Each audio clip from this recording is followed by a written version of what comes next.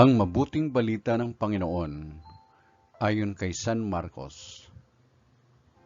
Papuri sa iyo, Panginoon.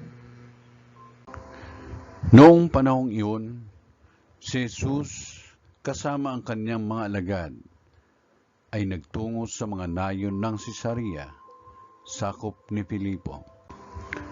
Samantalang sila'y naglalakbay, tinanong niya ang kanyang mga alagad, "Sino raw ako ayon sa mga tao?" Sumagot sila, "Ang sabi ng ilan ay si Juan Bautista kayo.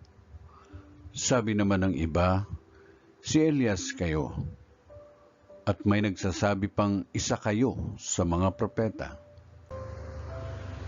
Kayo naman, ano ang sabi ninyo? Sino ako?" Tanong niya. "Kayo ang Kristo," tugon ni Pedro. "Huwag ninyong sasabihin kanino man kung sino ako." Maigpit na utos niya sa kanila.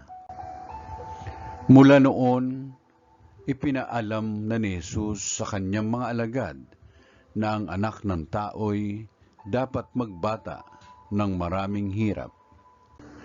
Siya'y itatakwil ng matatanda ng bayan, ng mga punong saserdote, at ng mga eskriba, at ipapapatay. Ngunit sa ikatlong araw, muli siyang mabubuhay. Maliwanag na sinabi niya ito sa kanila. Kaya't niyayan siya ni Pedro sa isang tabi at sinimulang pagsabihan. Ngunit humarap si Jesus sa kanyang mga alagad at pinagwikaan si Pedro. "Lumayo ka, Satanas! Ang iniisip mo'y hindi sa Diyos, kundi sa tao." Ang mabuting balita ng Panginoon. Pinupuri ka namin, Panginoong Jesucristo.